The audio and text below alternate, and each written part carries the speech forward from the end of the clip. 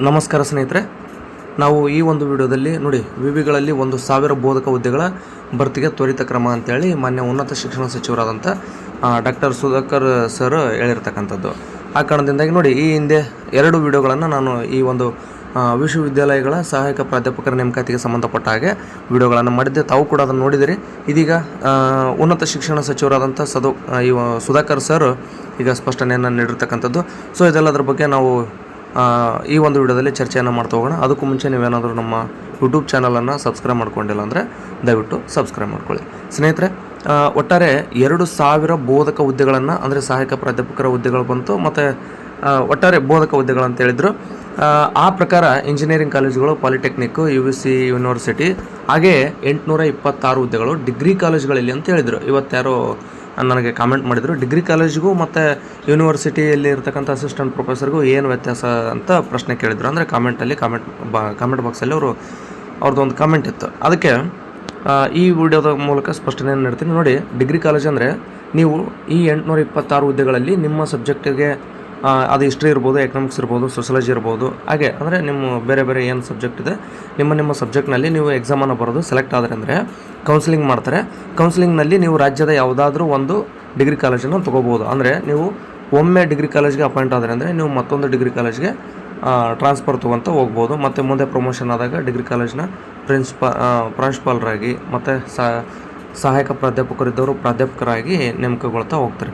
Okay, ಮತ್ತು ಈ ಯೂನಿವರ್ಸಿಟಿಯಲ್ಲಿರ್ತಕ್ಕಂಥ ಸಹಾಯಕ ಪ್ರಾಧ್ಯಾಪಕರ ಹುದ್ದೆಗಳಿಗೆ ಸಂಬಂಧಪಟ್ಟ ಹಾಗೆ ನೋಡೋದಾದರೆ ಆ ಡಿಗ್ರಿ ಕಾಲೇಜಲ್ಲಿರ್ತಕ್ಕಂಥ ಸಹಾಯಕ ಪ್ರಾಧ್ಯಾಪಕರು ಒಂದೇ, ಯೂನಿವರ್ಸಿಟಿಯಲ್ಲಿರ್ತಕ್ಕಂಥ ಸಹಾಯಕ ಪ್ರಾಧ್ಯಾಪಕರು ಒಂದೇ. ಬಟ್ ಇಲ್ಲಿ ಸಹಾಯಕ ಪ್ರಾಧ್ಯಾಪಕರಾಗಿ ಯೂನಿವರ್ಸಿಟಿಗೆ ನೇಮಕಗೊಂಡಾಗ ಅದೇ ಯೂನಿವರ್ಸಿಟಿಯಲ್ಲಿ ನಾವು ಕೆಲಸ ಮಾಡಬೇಕಾಗತ್ತೆ. ಅಂದರೆ ಡಿಗ್ರಿ ಕಾಲೇಜು ನೋಡಿ, ಈಗ ಉದಾಹರಣೆಗೆ ನೀವು ಯಾವುದೋ ಒಂದು ಜಿಲ್ಲೆಯಲ್ಲಿ, ಅಂದರೆ ಈಗ ಬೆಳಗಾವಿ ಜಿಲ್ಲೆಯಲ್ಲಿ ಯಾವುದಾದ್ರೂ ಒಂದು ನೀವು ಡಿಗ್ರಿ ಕಾಲೇಜಲ್ಲಿ ಅಪಾಯಿಂಟ್ ಆಗಿದ್ದರೆ ಅಂದರೆ ನೀವು ಬೇರೆ ಜಿಲ್ಲೆಯ ಒಂದು ಡಿಗ್ರಿ ಕಾಲೇಜ್ಗಳಿಗೆ ನೀವು ಟ್ರಾನ್ಸ್ಫರ್ ತೊಗೋಬೋದು. ಆದರೆ ಬೆಳಗಾವಿ ಯೂನಿವರ್ಸಿಟಿಗೆ ಅಪಾಯಿಂಟ್ ಆದರೆ ಅಂದರೆ ನೀವು ಬೆಳಗಾವಿ ಯೂನಿವರ್ಸಿಟಿಯಲ್ಲೇ ನೀವು ವರ್ಕನ್ನು ಮಾಡಬೇಕಾಗತ್ತೆ. ಈ ರೀತಿಯಾಗಿರುತ್ತೆ. ಸೊ ಅದೆಲ್ಲ ಮುಂದೆ ಚರ್ಚೆ ಮಾಡ್ತಾ ಹೋಗೋಣ. ಈಗ ಈ ಒಂದು ವಿಡಿಯೋದಲ್ಲಿ ನಾವು ವಿವಿಗಳ ನೇಮಕಾತಿಗೆ ಸಂಬಂಧಪಟ್ಟ ಹಾಗೆ ನೋಡ್ತಾ ಹೋಗೋಣ. ಸ್ನೇಹಿತರೆ, ತಾವು ನೋಡ್ಬೋದು, ರಾಜ್ಯದ ವಿವಿಧ ವಿಶ್ವವಿದ್ಯಾಲಯಗಳಲ್ಲಿ ಖಾಲಿ ಇರತಕ್ಕಂಥ 1,000 ಬೋಧಕ ಹುದ್ದೆಗಳನ್ನು ಭರ್ತಿ ಮಾಡಲು ತ್ವರಿತ ಕ್ರಮ ಕೈಗೊಳ್ಳಲಾಗುವುದು ಅಂತೇಳಿ ಉನ್ನತ ಶಿಕ್ಷಣ ಸಚಿವರಾದಂಥ ಮಾನ್ಯ Shri doctor M C. Sudhakar sir ತಿಳಿಸಿರ್ತಕ್ಕಂಥದ್ದು. ಅಂದರೆ ವಿಧಾನ ಪರಿಷತ್ನಲ್ಲಿ ಕಲಾಪ ನಡೆದಂಥ ಸಂದರ್ಭದಲ್ಲಿ ಪ್ರಶ್ನೋತ್ತರ ವೇಳೆಯಲ್ಲಿ JDS ಸದಸ್ಯರಾದಂಥ ಗೋವಿಂದರಾಜ್ ಸರ್ ಪ್ರಶ್ನೆಯನ್ನು ಕೇಳಿದರು. ಅವರ ಪ್ರಶ್ನೆಗೆ ಸಚಿವರು ಉತ್ತರ ನೀಡಿ ಒಟ್ಟಾರೆ 3,000 ಹುದ್ದೆಗಳು ಖಾಲಿ ಇವೆ. ಅದರಲ್ಲಿ 1,000 ಹುದ್ದೆಗಳನ್ನು ಈ ಒಂದು 1,000 ಹುದ್ದೆಗಳನ್ನು ಭರ್ತಿ ಮಾಡಲು ಈ ಬಾರಿಯ ಬಜೆಟ್ನಲ್ಲಿ ಮಂಜೂರಾತಿ ದೊರೆತಿದೆ. ಆ ಕಾರಣದಿಂದಾಗಿ ನಾವು 1,000 ಹುದ್ದೆಗಳಿಗೆ ನೇಮಕಾತಿಯನ್ನು ಮಾಡ್ಕೊಳ್ತೀವಿ. ಒಟ್ಟಾರೆ 3,000 ಖಾಲಿ ಇದೆ ಅಂತ ಸ್ಪಷ್ಟನೆಯನ್ನು ನೀಡಿರ್ತಕ್ಕಂಥದ್ದು. ಆಯಾ ವಿವಿಗಳ ಕುಲಪತಿಗಳ ಜೊತೆ ಚರ್ಚಿಸಿ ಅಗತ್ಯವಿರುವ ಬೋಧಕ ಹುದ್ದೆಗಳ ಭರ್ತಿಗೆ ಕ್ರಮ ಕೈಗೊಳ್ಳಲಾಗುವುದು ಅಂತೇಳಿ ಅವರು ತಿಳಿಸಿರ್ತಕ್ಕಂಥದ್ದು. ಹಾಗಾಗಿ ನೋಡಿ, ಇತ್ತೀಚೆಗೆ ಅಂದ್ರೂ ಕೂಡ ಹೋದ ವರ್ಷದ ಬಜೆಟ್ನಲ್ಲಿ 2,000 ಬೋಧಕ ಹುದ್ದೆಗಳಿಗೆ ಅನುಮೋದನೆಯನ್ನು ಕೊಟ್ಟಿದ್ದರು. ನಂತರ ಅದರಲ್ಲಿ 826 ಡಿಗ್ರಿ ಕಾಲೇಜ್ ಅಂತ ಗೊತ್ತಾಯಿತು. ಮುಂದೆ ಅದೇನಾಯಿತು ಅಂತಂದರೆ ನಿಮ್ಗೆ ಗೊತ್ತೇ ಇದೆ, 1 ವರ್ಷನೇ ಟೈಮ್ ತೊಗೊಂತು. ಬಟ್ ಇವಾಗ ಈ ಬಜೆಟ್ನಲ್ಲಿ ಮಂಜೂರಾತಿ ದೊರಕಿದೆ.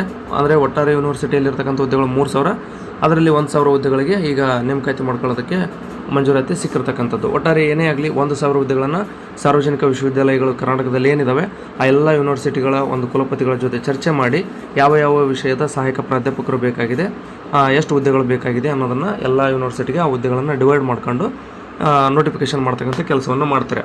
ಇನ್ನು ಕೆಲವರು ಪ್ರಶ್ನೆಯನ್ನು ಕೇಳಿದರು, ಯೂನಿವರ್ಸಿಟಿ ಏನು ಈ ಅಸಿಸ್ಟೆಂಟ್ ಪ್ರೊಫೆಸರ್ ನೋಟಿಫಿಕೇಷನ್ ಫಸ್ಟ್ ಆಗುತ್ತೋ ಅಥವಾ 2026 KSET ಫಸ್ಟ್ ಆಗುತ್ತೆ ಅಂತೇಳಿ. ನೋಡಿ, ಈಗ ತಾನೇ ಮಂಜೂರಾತಿ ಸಿಕ್ಕಿರೋದ್ರಿಂದ ಹಣಕಾಸು ಇಲಾಖೆ ಪರ್ಮಿಷನ್ ತೊಗೊಂಡು ಎಷ್ಟು ಹುದ್ದೆಗಳು ಯಾವ ಯೂನಿವರ್ಸಿಟಿಗೆ ಎಷ್ಟೆಷ್ಟು ಹುದ್ದೆಗಳನ್ನು ಹಂಚಿಕೆ ಮಾಡಬೇಕಾಗಿದೆ ಅದನ್ನೆಲ್ಲನೂ ಮಾಡ್ಕೊಳ್ಳೋದ್ರೊಳಗನೆ ಈ ಒಂದು KSET ಎಕ್ಸಾಮು ಮುಗಿದೋಗಿರುತ್ತೆ. ಇದು ಸ್ಪಷ್ಟನೆ ಇರಲಿ. ಯಾಕಂದರೆ ಫಸ್ಟ್ ಅವರು ಡಿಗ್ರಿ ಕಾಲೇಜಿಗೆ ಮಾಡ್ತಾರೆ, ಆನಂತರ ಈ ಒಂದು ವಿವಿಗಳಲ್ಲಿರ್ತಕ್ಕಂಥ ಸಹಾಯಕ ಪ್ರಾಧ್ಯಾಪಕರ ನೇಮಕಾತಿಗೆ ಎಕ್ಸಾಮನ್ನು ನಡೆಸ್ತಕ್ಕಂಥ ಕೆಲಸವನ್ನು ಮಾಡ್ತಾರೆ.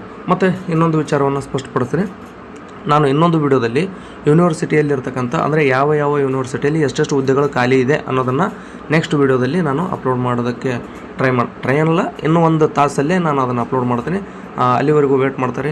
ಮತ್ತು ನಿಮಗೇನಾದರೂ ಡೌಟ್ ಇದ್ದರೆ ಈ ಒಂದು ವಿಡಿಯೋದ ಕಮೆಂಟ್ ಬಾಕ್ಸಲ್ಲಿ ಕಮೆಂಟ್ ಮಾಡಿ ನಿಮಗೆ ಉತ್ತರಿಸುವಂಥ ಪ್ರಯತ್ನವನ್ನು ಮಾಡ್ತೀನಿ ಅಂತ ಹೇಳ್ತಾ ಈ ಒಂದು ವಿಡಿಯೋನ ಇಲ್ಲಿ ಮುಗಿಸ್ತಾ ಇದ್ದೀನಿ. ವಿಡಿಯೋ ನೋಡಿದ್ದಕ್ಕಾಗಿ ತಮ್ಮೆಲ್ಲರಿಗೂ ಧನ್ಯವಾದಗಳು. ದಯವಿಟ್ಟು ಸಬ್ಸ್ಕ್ರೈಬ್ ಮಾಡ್ತೀನಿ, ವಿಡಿಯೋನ ಕ್ವಿಟ್ ಮಾಡಬೇಡಿ ಅಂತ ಹೇಳ್ತಾ ಈ ಒಂದು ವಿಡಿಯೋನ ಇಲ್ಲಿ ಮುಗಿಸ್ತಾ ಇದ್ದೀನಿ. ಧನ್ಯವಾದ.